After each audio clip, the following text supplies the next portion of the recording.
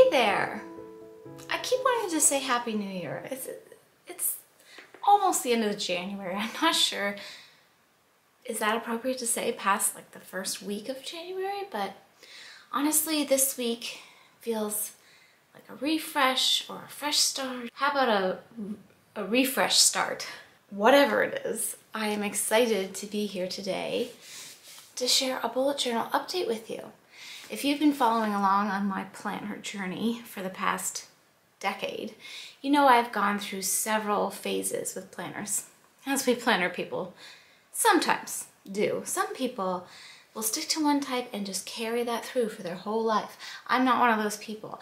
I don't tend to fluctuate rapidly, but probably once every few years, I'll switch things up. I did Filofax for a while, ring style planning, or binder style, whatever you want to call it. I did an Erin Condren life planner for many years and loved it. And I did a bullet journal for a couple years, took some time away from it. Okay, I'm gonna level with you. I didn't plan anything for most of 2020. I was on a really good planner roll up through mid-March 2020. We'll just let you figure out what happened, but basically, pandemic hit, lockdown went into effect, and the planning went bye-bye. And I have reintroduced bullet journal back into my life in the past few months. I think, when did I start this one? October. I started this in October. So what am I, three months in. I did not plan much in December. I was ironically too busy to plan. I just didn't manage my time in a way that facilitated using a planner. And it's something that I'm like is on my mind as we're, you know, delving into the new year. It's one of my, I don't like to call them goals because I feel like it sets too high expectations. One of the things that's top of mind for me is trying to get it back into a really good routine with planning, because I find when I do, I just manage my time better. And also the thing especially about bullet journaling for me is that it zens me out in like the best way when I'm planning it in this way. So if you're not familiar with a bullet journal, I'm going to give you my version of the rundown. I highly recommend looking up the bullet journal method, and it's where it originated and blah, blah, blah. This is my rundown of it. Blank notebook, you know, it's unstructured planning, right? There's no pre-printed stuff. This is a dot grid notebook. All that's in it are dots. I like the dot grid for bullet journaling because I end up drawing a lot of boxes and it's just easier to connect the dots. But essentially you fabricate your own planning system in a journal. Now the actual bullet journal method involves a series of ways of listing tasks that involves crossing them out with an X or moving them forward to another day with an arrow. And I do use that system within my system. What I'm showing you today is not me planning. This is me setting up my bullet journal for the new year. So this is like what I consider like my foundation pages of a bullet journal.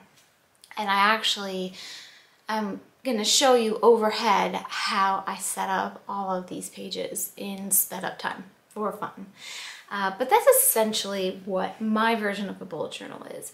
I use mine not only for annual, monthly, and weekly planning, but also, I'm laughing, but eventually, hopefully, travel planning and packing lists, video, like if I'm outlining a video or if I want to kind of plan my content for, I usually do quarterly content planning, and I don't really do it very officially, but general thoughts on quarterly planning for video content. I keep track of birthdays. I am tracking also like books I'm reading. That's another top of mind thing going into this year is I want to read more.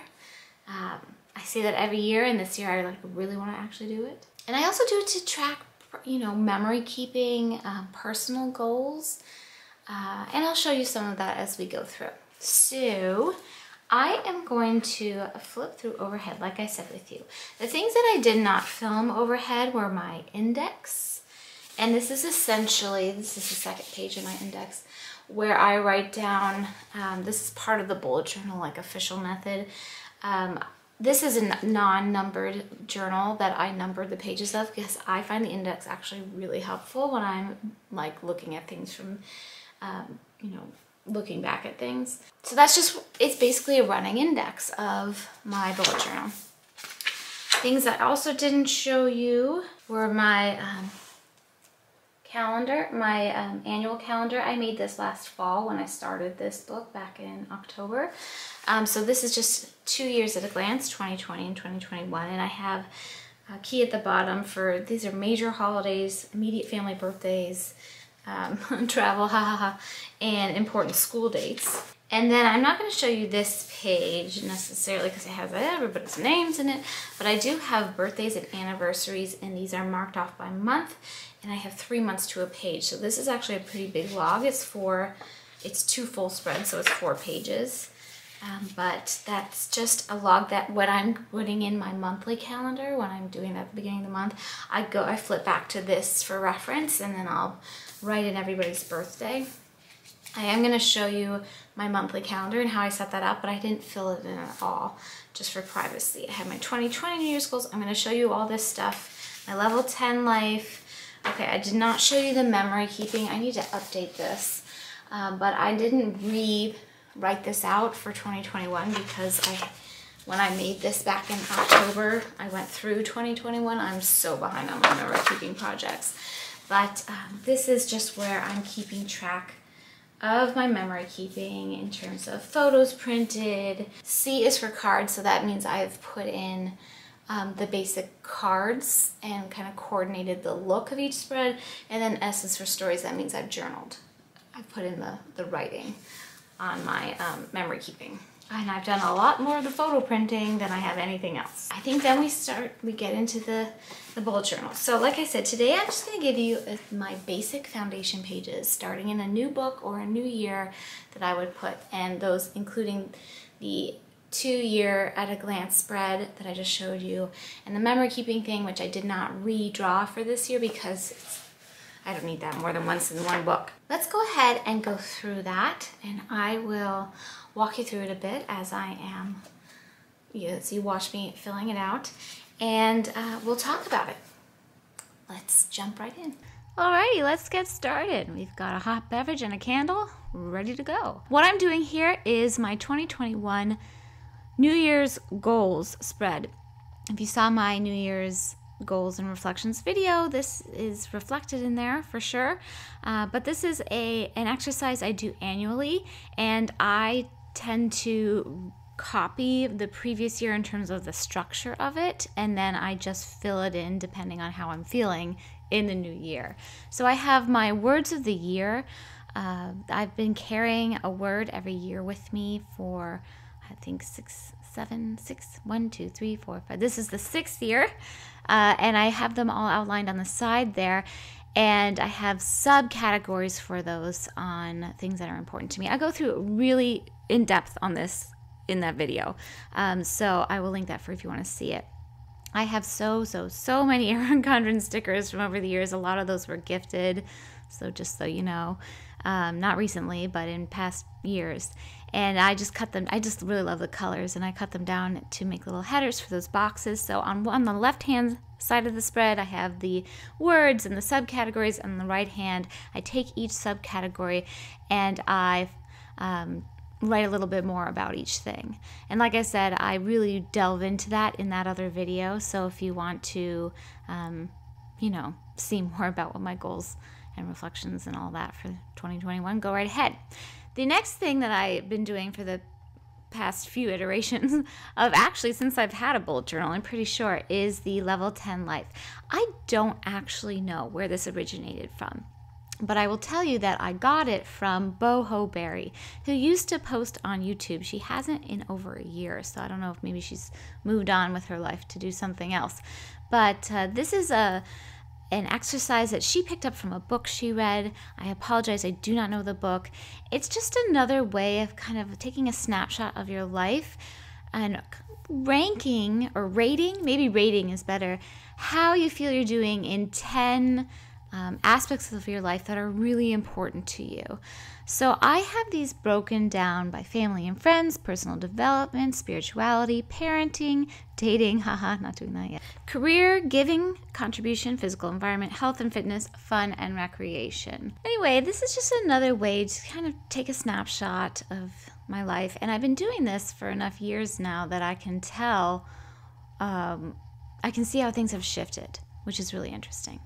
Something that I've been tracking more recent, in the past year really, is the moon phases. And I've just gotten curious and interested in that. And I just really like how the spread looks. This is one of those things that I reference maybe occasionally, like once a month when I'm filling in my monthly calendar, so I can know when like the full moon is and the new moon and first quarter moon, etc. But I just really love this spread. I just think it's beautiful. I found a picture sample. Somebody did something very similar to this just by Googling moon phase bullet journal spreads, and I recreated it. If I can find the original post, I will link it. I'm not sure if I can still find that, but I copied it pretty much exactly. And it's one of those things that was fun for me to make and is visually appealing to me, and also just speaks to my heart and kind of where I am right now. So it's something I knew I wanted to include again. So like I said, I started this journal back in October, so I have some 2020 dates in there. So I have, 2020 calendars and things, but I wanted to do it for 2021. So that's why there's 2 of those spreads in one book. Like I said, I have big goals for reading more in 2021, so I made a 2-page spread because I'm feeling ambitious about it. We'll see if it goes. We'll see if it happens. Okay, monthly calendar. I have been doing this sort of monthly calendar since I started this particular bullet journal, and this is departure from what I've done before in bullet journals, where I've just made kind of like a list monthly bulletin almost. I took inspiration from That's Me Marie, otherwise known as Bits and Clips from back in the day on YouTube. She's a buddy of mine and somebody who does the most beautiful bullet journaling you've ever seen. She's also like crazy talented artistically. I am not, but I can draw a good box. Just give me some whiteout and a pencil and a ruler and I'm good to go. But yeah, my monthly spread is very simple. Just boxes, 1 for each day. And lastly, my weekly spread, again, very simple, kind of a box setup. This is something that I made after looking at lots of samples, or examples I should say, online. And I just have a box for every day, same space allocated for every day, and 1 for menu planning for the week. Simple, easy, clean, just the way I like it. I hope this gave you a sense of how I like to set up my bullet journal at the beginning of the year or at the start of a journal. That's the great thing about bullet journaling too, is because it's a blank notebook, is you can start it whenever. I don't know about you, but I find that I am a bit of an all or nothing when it comes to structured planners. I want to start them right at the start date. So whether it's a January 1st start or some of them start in like July or August, right? And if it's an 18-month planner, I want to start it right then. And if I miss that date, I'm like, well, blew that. And it's funny because I'm usually a lot more flexible in other areas, but not with planning.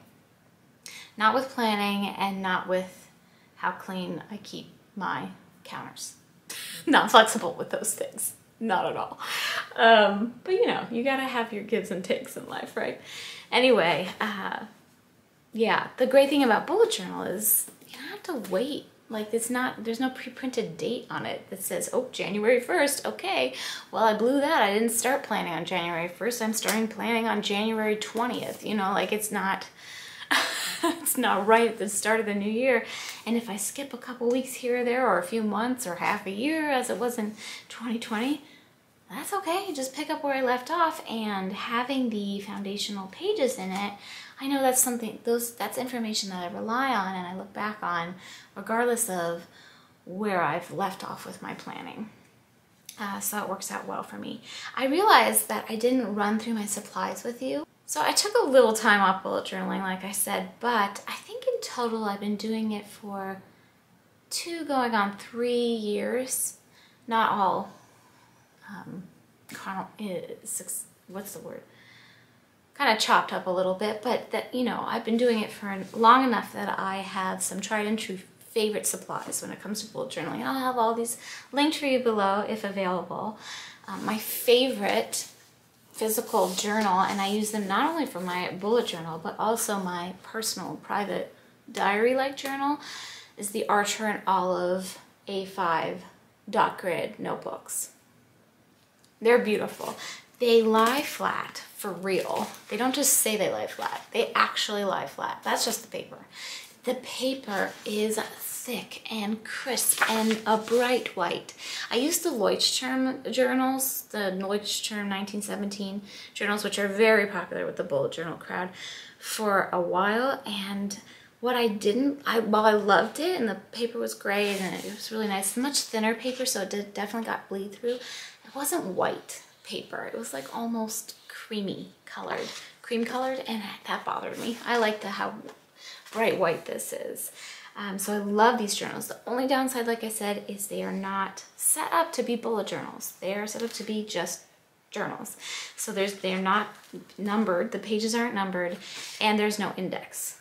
Easy enough, I just drew it in myself, like I showed you in the beginning of the video, when I started the journal, and I wrote in the page numbers. It really did not take that long. And the journals that I use have 156 pages, but they do have 192 page journals now, I saw. So I really like these journals. I think they're great. My favorite pen for bullet journaling specifically, I don't really know why, just is. I like a bolder kind of felt tip pen when I'm doing bullet journal work. This is not the kind of pen I prefer to write with. I prefer to write with a very fine ballpoint pen when I'm like journaling just regular or writing anything other than planning. But anyway, I use the Tombow Mono Drawing Pen in the number 3 thickness, and I love them. They are so nicely pigmented. They do not smudge, and I believe they're permanent. This was actually a gift, this pouch, from a subscriber, so I cannot tell you where it is from. I do not know. It's a little Mickey Mouse pouch. Any pen pouch will do. Whiteout, always important.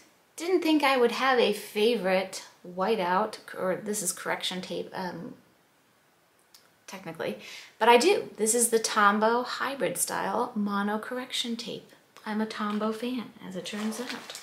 I also really enjoy using the Tombow. Apparently I am a Tombow fan. The Tombow, what are these? The dual tip brush markers. I used to keep like a mood mandala where I tracked my mood. I haven't done that in a long time, but I still like having these markers. I have like this huge set of all the colors essentially, but these are the colors that I like to keep on hand, and they just have like a regular marker style on one side, and I use that whenever I'm doing anything with color coding. If you ever want to highlight anything or draw anything, I am not artistic, but I do highlight things sometimes. That side is really nice. I have a tiny ruler that I'm not sure I would recommend because it cracked, but if you're looking for something that you can slide into your journal that is completely lightweight and translucent, this little one from Westcott, I don't even know if you can see it on the camera. It was from Amazon, and I will link it for you, but again, it cracked. So if you want something a little bit more durable, I recommend that. I have a pencil. This is actually an Erin Condon pencil they sent me for PR reasons years ago, but there's a disclaimer there, but it's nice to have a pencil when you're doing bullet journal stuff if you are particular about things being counted out properly. There's a reason I have the correction tape. I use it a lot because I don't use a pencil all the time, and sometimes even when I use a pencil, when I'm mapping something out, like my monthly calendar or my weekly spreads, I still mess up. And then this, I need to look up exactly the name of what this company, it's an Etsy shop, and I hope she's still there. I think it was Moxie Dory, but I'll correct myself on the screen if I'm wrong. This was something that I used to make some sort of tracker, the circular tracker, but I use it primarily now for the circles to make my moon phases, because I have been interested in kind of keeping up with that lately just for fun. And as you know, another way to kind of filter my life through. Those are my bullet journal planning accessory favorites. I also use my Ical on my phone. This is a program that comes with Apple products, Macs, phones, iPads, whatever. What I like about Ical is it's on my phone. I always have this with me, no matter where I am. This does not come around town with me. I don't bring it in my bag places. Sometimes I travel with it, usually not. If I'm going to, like when we used to spend a month in Utah over the summer, I would bring it sometimes, my planner of the current planner. But I always have my phone. So I keep all of my running appointments and anything special that comes up, meetings, etc., phone calls, scheduled stuff in my phone, and I will cross-reference when I'm filling in my monthly spread and when I'm filling in weekly spreads as well. And some people think that's overkill to have both a digital and an analog planner. I don't personally think that. For me, it works really well for my brain to write things down. And I'm harking back to the beginning of this video where I told you that I wanted to make planning more, so it's top of mind right now, that I just want to get back into a really good habit with it, because I know even just for my brain, it helps me with productivity. It just does. Writing things out, drawing the lines, you know, not only is it kind of an act of meditation in some ways, but it just helps me focus my mind.